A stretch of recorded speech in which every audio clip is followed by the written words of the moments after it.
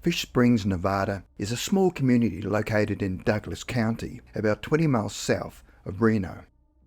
At 600 Geiger Grade Road, Fish Springs, there is an old two-storey farmhouse that was built in 1877 that had been moved 3 times.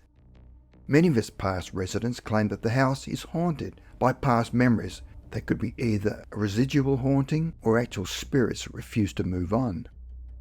Previous tenants claim that the house is haunted by a trio of ghosts that like to create trouble and noise. The Kelsey family bought the house on May 2, 1977, 100 years to the day after the man who built it had died. The moment the family started doing renovations in 1977, paranormal activity started where the family noticed tools missing, strange noises, and the thermostat had a habit of rising up to 95 degrees without anyone touching the control. The activity was becoming completely unpredictable and highly unmanageable. They would often feel that there was something eerie about the house, or hesitant to walk through the house in the dark, fearing they would run into something they could not see. Just as they were going to sleep, they would hear footsteps walking up and down the stairs. And Jim Kelsey said he would hear a swishing sound like the rustle of an old chiffon skirt that women used to wear in the past. He tried to dismiss it, believing it was just his imagination, because it was an old house.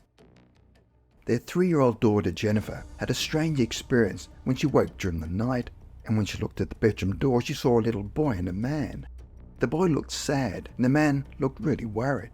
It was only there for a few seconds and then disappeared, and the way they looked at Jennifer seemed like they knew her. As this was taking place, Jennifer had the strange sensation that the bed was floating. After Jennifer told her mother what had happened, her mother became scared that weird things were starting to happen that aren't supposed to happen. Jim and Susan Kelsey often heard strange footsteps approaching their daughter's bedroom and were concerned for her safety. A man would randomly appear in a kitchen area before abruptly disappearing. After that, the family would witness him on many occasions.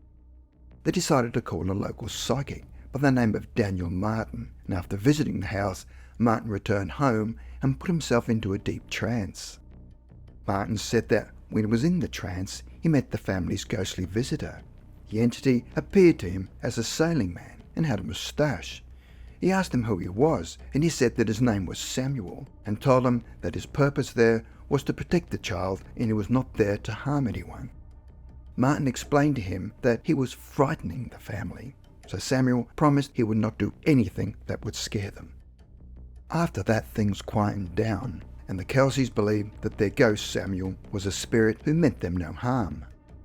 By 1982, the family now had 3 children, and when the infant son was 7 weeks old, Susan Kelsey took some photos of him alongside some of his stuffed animals. When they had the photos developed, they were shocked to see amongst them an image of a bearded man. The only way they could explain the photograph is that it was the image of the ghost Samuel.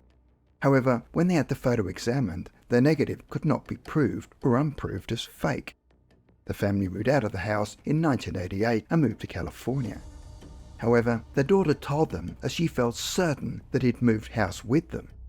In October 1989, the house was rented to Steve and Mona Robinson and their 2 sons, Garrett and Miles, who knew nothing about the house's ghostly past.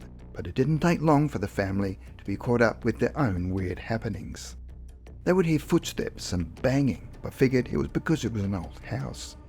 But the family became concerned when their 11-year-old son Garrett began to have frightening experiences where he started hearing noises upstairs such as walking and banging.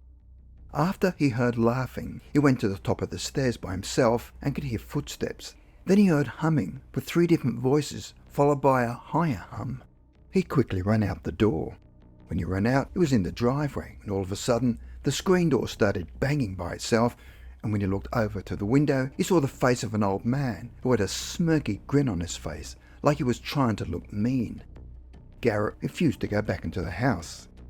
Their 6-year-old son Miles was the next of their children to witness strange events, where one night he was lifted high out of bed.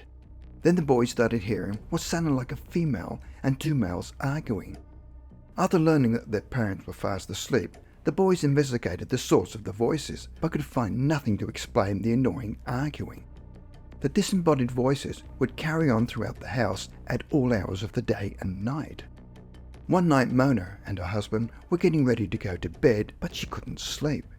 She then heard banging in the hallway and then footsteps coming down the stairs. Then all of a sudden from behind the bed she heard a man's voice. It was a mad and angry voice.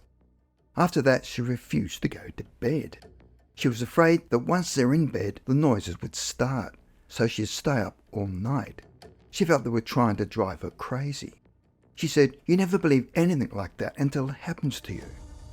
On January the 31st, 1990, the Robinsons moved out of the house, less than 4 months after they'd moved in.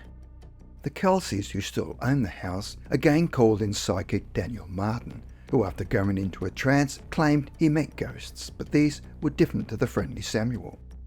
There were 3 entities, 2 men and 1 woman. They were not destructive, but were just a rowdy gang of troublemakers. Martin asked the spirits to leave the house, which was too late for the Robinsons family. Later, the Kelsey family rented the house to a couple with 2 children who had full knowledge about the paranormal activity. After 8 months, they reported no unusual phenomena. Had the ghosts finally left 600 Geiger Grade Road, Fish Springs? Could it be that the friendly ghost Samuel was protecting the Kelsey family, especially the children, from the sinister trio? After the spirit of Samuel followed the Kelsey family to California, this left the 3 remaining ghosts to wreak havoc in the house.